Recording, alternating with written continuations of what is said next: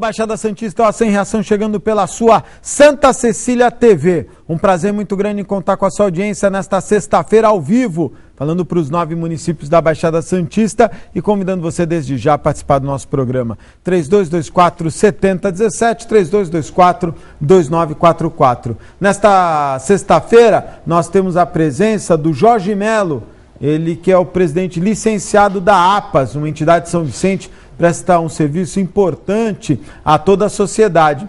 E ao meu lado, o secretário de Relações de Emprego e Trabalho de Praia Grande, o Getúlio de Matos, também gentilmente vindo ao programa. Eu gostaria de comentar aqui um assunto que eu acho que chama a atenção e é importante para todos os nossos telespectadores da Baixada Santista, né? Há uma necessidade urgente, uma necessidade muito veemente de se discutir a questão ambiental na nossa região.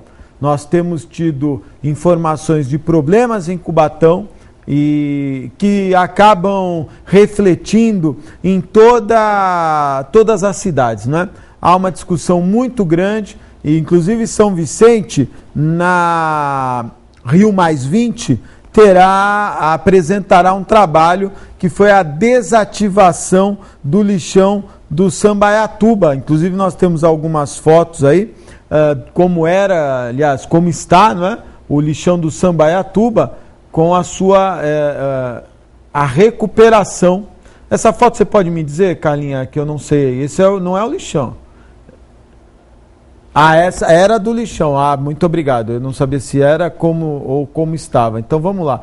Olha só, esse é o pessoal fazendo a reciclagem, né? Fazendo um trabalho de reciclagem. E essa é como era o lixão do Sambaiatuba e que foi totalmente reurbanizado. Ô Jorge, você que é de São Vicente, com certeza acompanhou esse trabalho, e eu estou dizendo isso porque nós temos um outro problema. O Sítio das Neves, que hoje é o aterro sanitário que recebe a maior parte do lixo das nossas cidades, também tem vida útil já encurtada, por volta de 3 a 4 anos apenas. Boa tarde e obrigado por vir ao programa. Boa tarde, Augusto. Boa tarde, Getúlio. Boa tarde a todos que estão nos assistindo no Ação e Reação. É um prazer estar mais uma vez aqui. E realmente agora nós estamos todos respirando o rio, né? Mais 20 aí, olhando para a questão ambiental. Essa questão começou no declínio econômico que o Brasil teve na década de 70, dos anos 70 até 75, aonde começou, principalmente em São Vicente, as palafitas e uma quantidade muito grande de famílias vivendo totalmente deste lixão. Então aquele era um caso social grave, e de lá para cá, foi lá que começou a nossa entidade, há 40 anos atrás. É mesmo? Desculpa, nem sabia, mas tem a ver com a... Tem totalmente a ver com a questão do lixão, porque a nossa intenção naquela época era o resgate dessas famílias. Então nós trabalhamos diretamente com essas famílias, resgatando-as, trazendo amparo principalmente para os filhos, porque eles não queriam, né? Olha só que questão interessante. Era difícil tirar os filhos daquela situação para estar conosco naquela nossa nova entidade. E aí tivemos que fazer um trabalho grande com todas as famílias, todos os filhos foram para a nossa entidade, e de lá para cá nós continuamos sempre fomentando a questão também ambiental. Nós temos oficinas que trabalham diariamente com os alunos só sobre as questões ambientais. Inclusive, toda semana nós vamos para o novo Sambaiatuba, que agora já está restaurado. Os alunos vão até lá, trabalham com manejo de plantas, sementes, mudas. Distribuímos aí uma quantidade, todo mês, uma quantidade muito grande de mudas de pê amarelo para a nossa comunidade, para a gente não deixar que essa realidade volte, né? Então São Vicente, ela realmente está bem engajada com a questão do meio ambiente. Olha, o Jorge Melo, ele está atualmente licenciado da APAS, que é uma entidade sem fins lucrativos que comemorou em 2012 40 anos de ação social e atende hoje mais de 600 pessoas, entre crianças e adultos. Diariamente, né, a maioria são pré-adolescentes e adolescentes. Nós atendemos no contraturno escolar e também atendemos as famílias como um todo, né?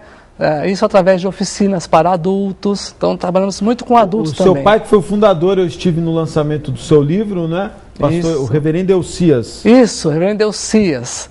Ele começou essa entidade como pastor também, né, da Igreja Presbiteriana de São Vicente, e essa entidade agora está fazendo 40 anos. Né? Foi uma solenidade na Câmara, depois teve um coquetel muito bonito na associação...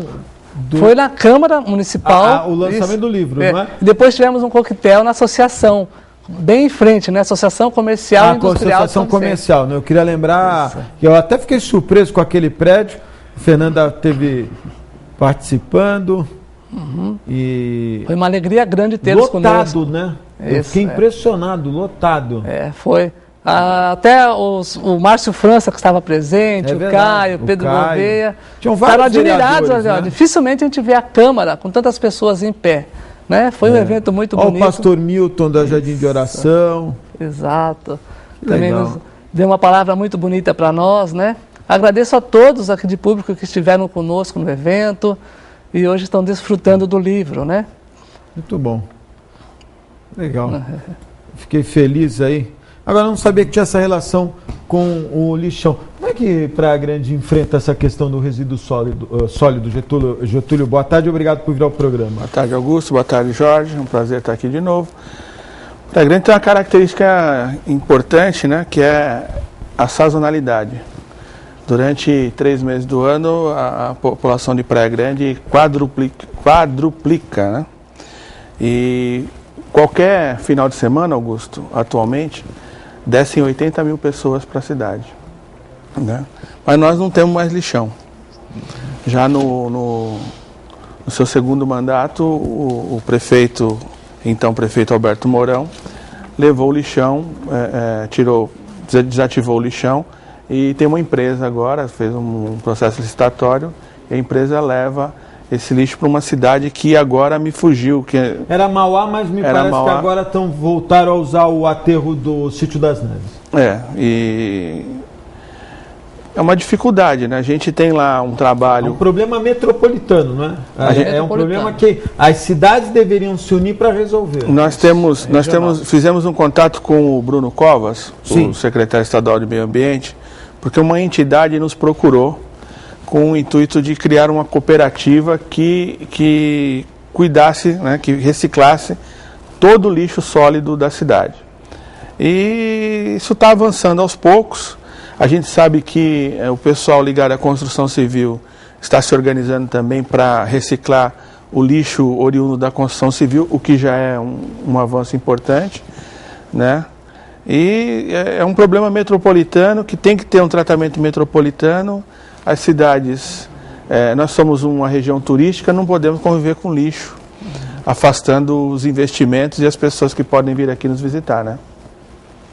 É uma situação que chama atenção, porque nós, da mesma forma como Praia Grande, Cubatão, Santos, Guarujá, nós temos esse sentimento de região metropolitana, né?